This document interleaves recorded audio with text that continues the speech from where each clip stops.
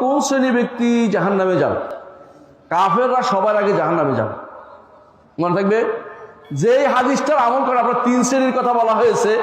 তিন শ্রেণী। এক শ্রেণী হচ্ছে রিয়া, লোক দেখানোর জন্য কি করেছে, কোরআন তেলাওয়াত করেছে, পড়ছে। আরেক শ্রেণী হচ্ছে যে ব্যক্তি লোক দেখানোর জন্য যুদ্ধ করেছে। আরেক শ্রেণী যে ব্যক্তি লোক দেখানোর জন্য কি করেছে, লোক দেখানোর জন্য আমল করেছে, লোক দেখানোর দান করেছে। এই ব্যক্তি তিনটার কথা বলা হয়েছে।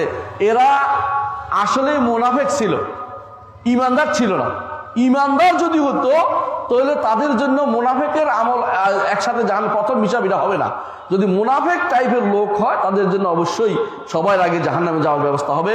আর ইমানদার যদি গুনাহগার হয় সে সবার আগে জাহান্নামে যাবে না। কখন জাহান্নামে যাবে? ফুলসিরাত পার হওয়ার সময় পড়ে যাবে। এর আগেই জাহান্নামে যাওয়ার তারা চলে গেছে। হাসরের মাঠে প্রথম কি হবে বলি, প্রথমেই আল্লাহ তাআলা ঘোষণা করবেন, প্রথমেই হাসরের মাঠে যে যার ইবাদত করতো তার অনুসরণ করে জাহান্নামে চলে যাবে। তো বাকি থাকবে, সব চলে যাবে, বাকি থাকবে মুনাফিক এবং ঈমানদাররা বাকি থাকবে। তখন মুনাফিকদের পরীক্ষা হবে। মুনাফিকদের পরীক্ষা জাহান্নামে তাদেরকে দিবে। তাদের এই মুনাফিকদের পরীক্ষা হবে কেমনে? বলো যে আমি আমার পায়ের গোছা উন্মুক্ত করছি, তোমরা একটু সিজদা করে দেখাও। তারা এখন সিজদা করতে পারবে না। পিঠ কিসের শিঙের মতো হবে? গরুর শিঙের মতো শক্ত হয়ে যাবে, বাঁকা করতে পারবে না। সহিহ মুসলিমের হাদিস।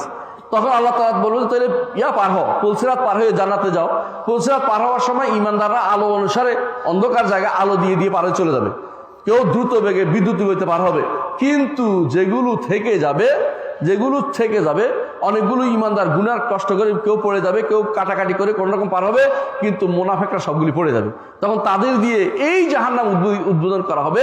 কিন্তু মূল জাহান্নাম যেটা ছিল সেটা বহু আগেই কাফের দিয়ে উদ্বোধন করা হয়ে গেছে। এই জন্য বুঝতে হবে আন্নারু নারানে, জাহান্নাম দুই প্রকার। একটা হচ্ছে কাফের জাহান্নাম, একটা হচ্ছে ঈমানদার অথচ গুনাহগার তাদের জাহান্নাম। জাহান্নাম দুই রকম, দুইটা একরকম না। এই জাহান্নামটা ঈমানদারের জন্য যে জাহান্নাম, যারা গুনাহ করছে ওদের জন্য জাহান্নাম, এক সময় এখানে কেউ থাকবে না। কিন্তু কাফের জাহান্নামে তারা চিরস্থায়ী হবে, সেটা কোনোদিন নষ্ট হবে না, সেটা কোনোদিন বন্ধ হবে না। আসল কথাটা বুঝতে পারছেন এতক্ষণে? এটা যদি না বলি আপনারা এই কথা বুঝতে ভুল করবেন।